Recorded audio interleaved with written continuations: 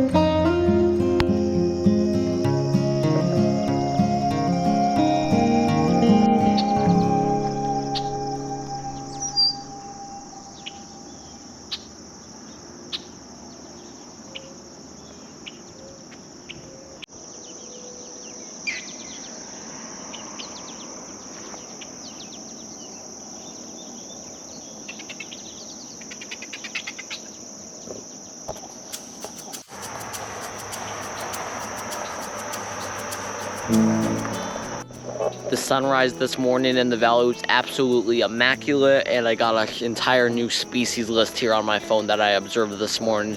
So it was a super productive and successful morning here in the valley.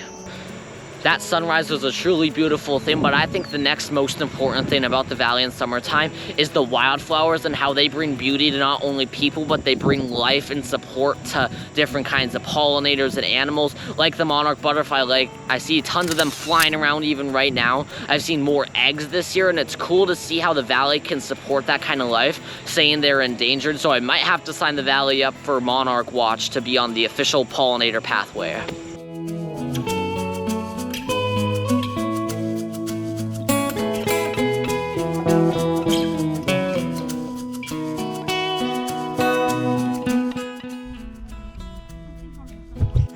Now, wildflowers might be pretty, but the valley is blanketed by all sorts of different grasses that are equally as important, and they create deep root systems and they really help the environment. So it's kind of a mix of the two. Grasses and flowers work together to help the animals and pollinators live a happy life here in the valley.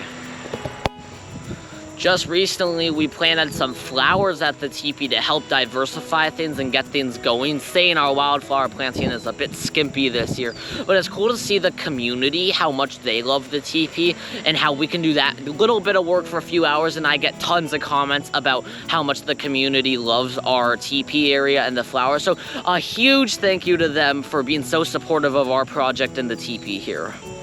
Now, while I've been recording my talking clips here, I've been running around taking videos of the birds, the monarchs, and all sorts of different things I see here just around me. There's butterflies flying around the camera, so I just want to super much highlight how important these wetland and pond ecosystems are, because it's super special how you can promote this much wildlife in an 11-acre space, which is the size of the valley.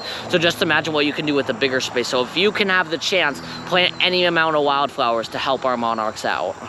Now, looking forward, the fall migration is coming, which means that everything's going to start to change in the valley in our next episode. Like, the geese are foraging in the bottom of the valley right now because they're trying to stock up for their lawn adventure home. It's crazy how that's already going to be happening, but looking forward, we'll be able to see the migration. All the plants start to produce seed, and the landscape turn from this luscious green color to a more tan and orange color. But I sincerely thank you so much for watching this video.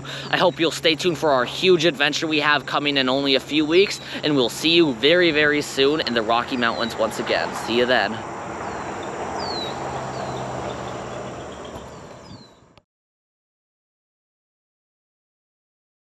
Ago, and I recorded the sunrise. I saw an entire herd, I was gonna say a herd of geese.